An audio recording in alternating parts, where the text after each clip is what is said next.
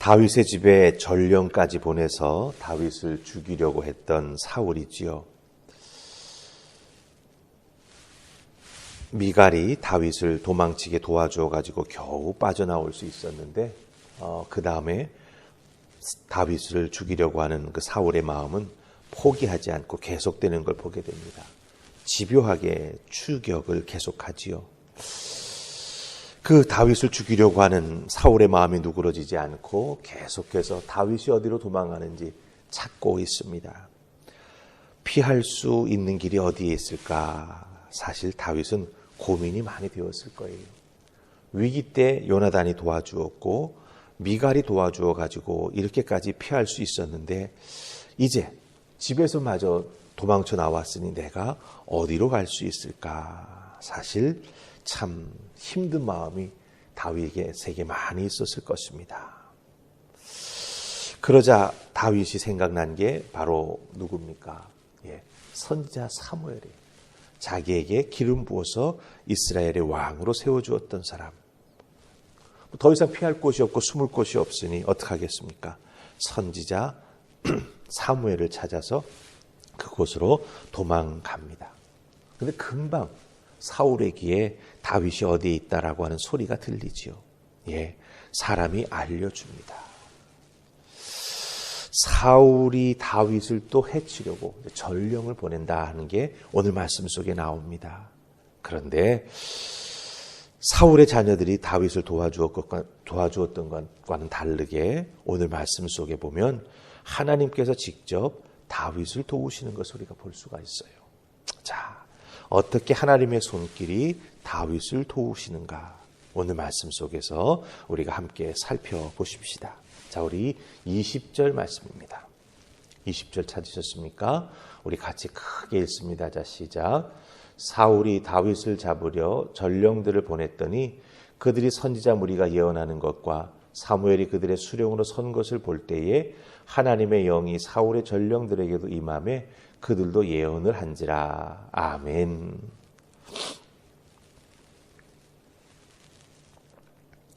다윗을 잡아 죽이라고 사울이 전령들을 보냈는데 그 라마나옳에 도착해서 선지자들이 모여서 아마 기도하고 있던 곳을 찾아간 것 같습니다.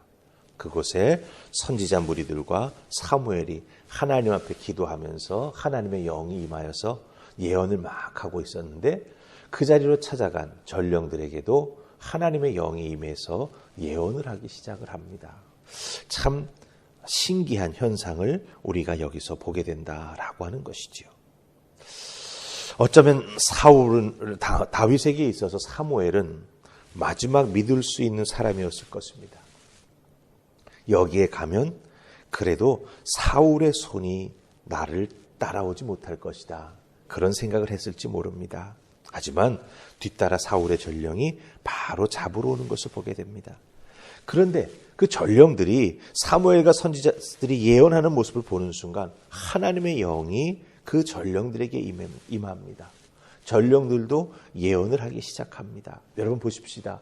이 예언을 한다라고 하는 게 무슨 뜻입니까? 하나님의 영에 사로잡힌다라고 하는 것을 의미합니다. 사울 왕의 명령을 받은 전령들이 하나님의 영에 사로잡혀가지고 왕의 명령을 실행하지 못하게 되었다라고 하는 거예요. 여기서 우리가 잘 살펴야 될 부분입니다. 다윗이 라마나옳이라고 하는 곳으로 피난처를 삼아서 달려왔지요.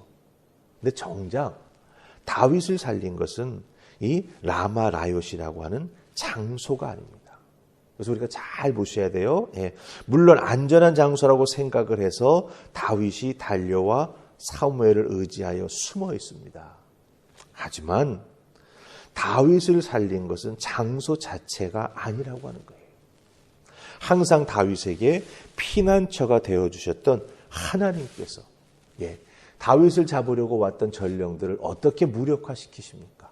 하나님의 영을 부어 넣어가지고 왕이 내린 명령이 아닌 하나님의 영에 사로잡혀 예언하고 기도하게 만들어놨다라고 하는 것입니다.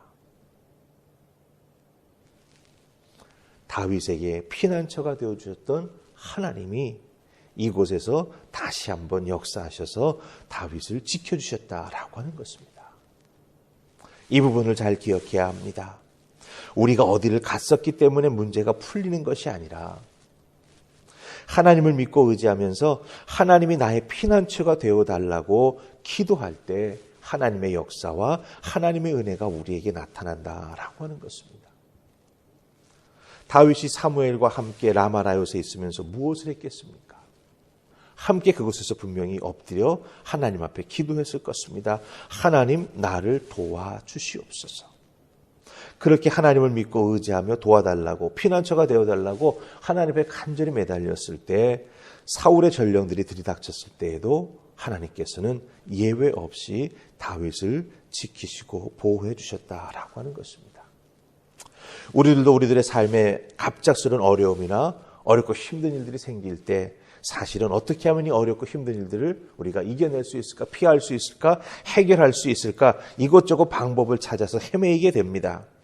하지만 여러분, 우리는 믿음의 사람들이죠. 바로 그 순간 인간적인 노력은 잠시 내려놓고 하나님께, 하나님, 나의 피난처가 되어주십시오. 기도해 보시기 바랍니다. 하나님은 분명 우리들의 간구를 들으시고 우리를 도와주실 것이고, 우리를 다윗처럼 하나님의 은혜에 장중에 품어주셔서 모든 것을 해결해 주시고 피할 피난처를 우리에게 허락해 주실 것이다 라고 하는 것입니다. 이 믿음 가지고 하나님 앞에 엎드려 기도할 때 우리는 하나님의 은혜를 맛보아 알 수 있게 되는 것이죠. 그 은혜를 맛보아 알게 되었을 때 우리는 어떻게 하겠습니까? 다윗처럼 감사할 것입니다. 다윗처럼 찬양할 것입니다. 그 은혜가 너무 크고 고마워서 하나님을 향해 더욱더 전심전력으로 하나님을 사랑하며 또 하나님을 위해 헌신하는 믿음의 사람들이 될 것입니다. 다윗은 이런 은혜를 덧입었기에 하나님을 끝까지 따라갈 수 있었습니다. 인생에 위기가 있을 때마다 기도하면서 이겨냈고, 하나님 앞에 울 수밖에 없는 상황이 나타났을 때에도 하나님의 도움을 구하면서 매달리는 인생이 되었다라고 하는 거죠. 왜? 하나님의 도와주심을 직접 체험했기 때문에. 우리들도 이런 체험이 있습니다. 이 체험을 잊지 아니하고 늘 기억하면서 어렵고 힘들 때마다 하나님, 나의 피난처가 되어주시옵소서. 이 기도를 먼저 올리는 여러분들 다 되실 수 있기를 주님의 이름으로 축복합니다. 아멘. 우리 기도하십시다. 좋으신 하나님, 은혜 감사합니다. 오늘 말씀 속에 다윗을 잡기 위해 사울이 보낸 전령들, 하나님께서 하나님의 영으로 막아주시는 것을 보게 됩니다. 하나님 앞에 모든 것 맡기고 기도했을 때 하나님은 도우십니다.